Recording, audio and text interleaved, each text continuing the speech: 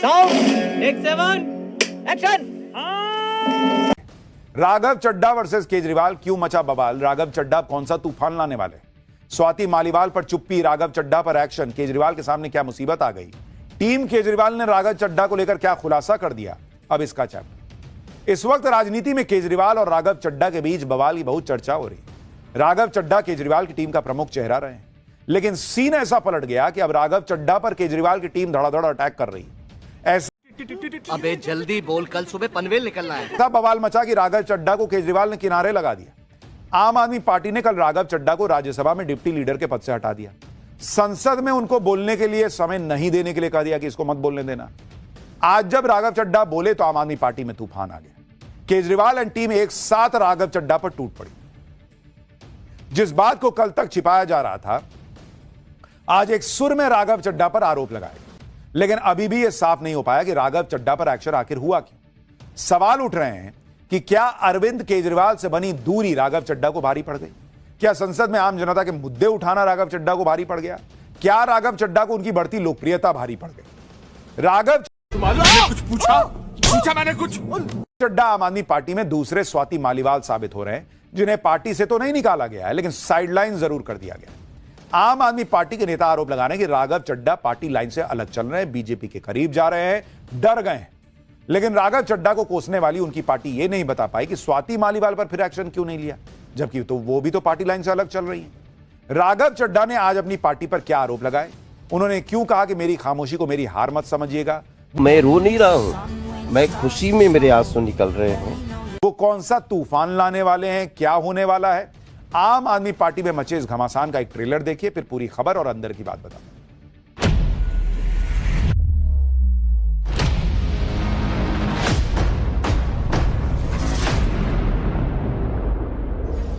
मेरी खामोशी को मेरी हार मत समझ लेना।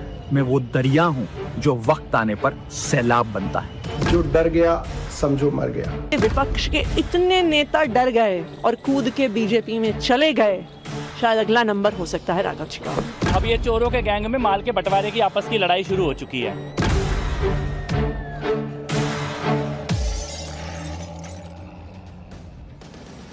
राघव चड्ढा को आम आदमी पार्टी ने राज्यसभा के डिप्टी लीडर पद से हटा दिया, तो आज राघव चड्ढा खुलकर सामने आ गए। उन्होंने बिना नाम लिए अरविंद केजरीवाल पर हमला बोला और अपनी ही पार्टी आम आदमी पार्टी को चेतावनी दे दी। डिप्टी लीडर पद से हटाए जाने पर राघव चड्ढा ने पोस्ट किया कि खामोश करवाया गया हूं, हारा नहीं हूं। इसके साथ ही सवाल पूछा कि क्या जनता के मुद्दे उठाना गलत है? सुनिए राघव चड्ढा ने क्या बात है सर, क्या बात है सर, क्या बात, ये बात है क्या क्या। इसके बाद बताता हूं कि उनके इस बयान पर आम आदमी पार्टी क्यों भड़क गई और उन्होंने क्या खुलासा किया। मुझे जब जब पार्लियामेंट में बोलने का मौका मिलता है, मैं जनता के मुद्दे उठाता हूं और शायद ऐसे टॉपिक्स उठाता हूं जिसे आम तौर पर संसद में नहीं उठाया जाता। लेकिन क्या जनता के मुद्दे उठाना, पब्लिक इश्यूज पे बात करना कोई अपराध है? क्या मैंने कोई गुनाह कर दिया, कोई गलती कर दी? Have I done something wrong?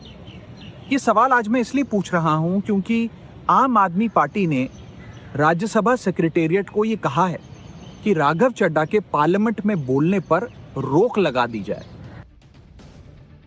Rajya Sabha में आम आदमी पार्टी के 10 सांसद हैं, जिनमें राघव चड्ढा की छवि बिल्कुल अलग है। वो संसद से लेकर सोशल मीडिया तक छाए रहते हैं, लेकिन पिछले कुछ अरसे से ऐसा हो रहा था कि अक्सर राघव चड्ढा पार्टी के मुद्दे पर उस तरह से खुलकर नहीं बोल रहे थे जैसे दूसरे नेता बोलते हैं। भाई आपको तो पार्टी ने भेजा ना, तो पार्टी की बात तो बोलिएगा ना कम से कम। आप भारी मिस्टेक हो गया सर, एकदम ब्लंडर हो गया। अब पब्लिक का मुद्दा उठा रहे हैं, अच्छी बात है, लेकिन पार्टी ने आपको अपनी आवाज उठाने के लिए भी तो भेजा है। यही बात आम आदमी पार्टी को खटक रही थी। अभी तक तो कोई खोलकर कुछ नहीं बोल रहा था, लेकिन अब राघव चड्ढा भी खुलकर बोल रहे हैं, उधर से केजरीवाल की टीम भी खुल के बोल रही है। आज जब राघव चड्ढा ने आरोपों का पुलिंदा खोला तो आम आदमी पार्टी के नेता भी खुलकर बोलने लगे। सुनिए सौरभ भारद्वाज ने क्या कहा। राघव भाई, अभी आपका वीडियो देखा, हम सब लोग अरविंद केजरीवाल जी के सिपाही हैं और हमने तो एक ही बात सीखी थी, जो डर गया समझो मर गया। हम सबको तो लोगों के मुद्दे उठाने थे, सरकार की आंख में आंख डाल के। पिछले कई अरसे से मैंने देखा आपने कोई भी मुद्दा सदन में नहीं उठाया जिसमें आपने प्रधानमंत्री या भारतीय जनता पार्टी की सरकार से प्रश्न किया हो। ऐसे डर की राजनीति कैसे चलेगी? यानी आम आदमी पार्टी कह रही है कि राघव चड्ढा वहां पर मौजूद हैं राज्यसभा में आम आदमी पार्टी के सांसद के तौर पर, लेकिन वो मोदी सरकार से कुछ पूछते ही नहीं, पार्टी लाइन पर चलते ही नहीं। पार्टी कहती है कि भाई सीईसी के खिलाफ प्रस्ताव लाना है, साइन करो, साइन नहीं करते, बस हवा निकल गई। पूरा विपक्ष बहिष्कार करता है, वो बहिष्कार में शामिल नहीं होते। तो पार्टी कह रही तो आपको भेजा किस बात के लिए? एक वक्त था जब राघव चड्ढा को अरविंद केजरीवाल का सबसे करीबी और भरोसेमंद लोगों में गिना जाता था। आखिर अब ऐसा क्या हो गया कि दोनों के बीच दूरी बन गई? फिलहाल अरविंद केजरीवाल इस पर खामोश हैं, लेकिन उनके बाकी नेता राघव चड्ढा पर वैसे ही हमलावर है जैसे स्वाति मालीवाल के साथ हुआ था। आम आदमी पार्टी के नेता अब राघव चड्ढा पर आरोप लगा रहे हैं कि वो बीजेपी के करीब हो जाते जा रहे हैं। आम आदमी पार्टी के नेताओं ने कहा है कि राघव चड्ढा प्रधानमंत्री नरेंद्र मोदी से डरते हैं। राघव चड्ढा बीजेपी के खिलाफ कुछ नहीं बोलते। राघव चड्ढा संसद में पार्टी के मुद्दे नहीं उठाते, सॉफ्ट पीआर वाले मुद्दे उठाते हैं, असली मुद्दे नहीं उठाते। बोलने के लिए मिलने वाले समय में समोसे सस्ते कराने लग जाते हैं। गुजरात में सैकड़ों कार्यकर्ता गिरफ्तार हुए, लेकिन सदन में कुछ नहीं बोले। मुख्य चुनाव आयुक्त के खिलाफ प्रस्ताव लाया गया तो साइन नहीं किया। पार्टी ने सदन से वॉकआउट किया तो वो पीएम मोदी की हाजिरी लगाने के लिए बैठे रहे। अरविंद केजरीवाल की गिरफ्तारी के समय देश छोड़कर चले गए। दिल्ली की पूर्व मुख्यमंत्री आतिशी ने तो आरोप लगा दिया कि राघव चड्ढा जल्दी ही बीजेपी ज्वाइन कर सकते हैं। अरे यार क्या बात कर रहे हो यार, भाई साहब मतलब कुछ भी बोलोगे। आज राघव जी बीजेपी पे सवाल उठाने से डर रहे हैं, मोदी जी के खिलाफ आवाज उठाने से डर रहे हैं। और शायद आज ऐसा लगता है कि 2 साल पहले जब अरविंद केजरीवाल जी की गिरफ्तारी हुई थी तो उन्होंने जिस प्रकार से कहा था कि मेरी आंखों का ऑपरेशन है, इस वजह से मैं भारत से बाहर हूं, शायद तब भी वो मोदी जी से डर गए थे। मुझे ऐसा लगता है कि शायद जिस तरह से विपक्ष के इतने नेता डर गए और कूद के बीजेपी में चले गए, शायद अगला नंबर हो सकता है राघव जी का। हालांकि खाली आम आदमी पार्टी में ही भूकंप नहीं आ रखा है। अभी बोलते बोलते यहाँ स्टूडियो की लाइटें हिल रही, लग रहा है भूकंप आया है। अभी थोड़ी देर में कंफर्म करेंगे। पूरी पार्टी राघव चड्ढा पर हमलावर है। आरोपों की पूरी लिस्ट बना ली है, पार्टी विरोधी काम करने तक के आरोप लगा दिए। लेकिन राघव चड्ढा अगर हम करें तो करें क्या, बोले तो बोले क्या। वाह मोदी जी, वाह वाह वाह, अलग लेवल पर है। उनके दिमाग में कुछ अलग ही चल रहा है। आज उन्होंने अपनी पार्टी के नेताओं को चेतावनी दे दी कि अपने अगले कदम के बारे में हिंट भी दे दिया। सुनिए एक बार। लोगों ने आज पार्लियामेंट में मेरे बोलने का अधिकार मुझसे छीन लिया, मुझे खामोश कर दिया। मैं उन्हें भी कुछ कहना चाहता हूं। मेरी खामोशी को मेरी हार मत समझ लेना, मेरी खामोशी को मेरी हार मत समझ लेना। मैं वो दरिया हूं जो वक्त आने पर सैलाब बनता है।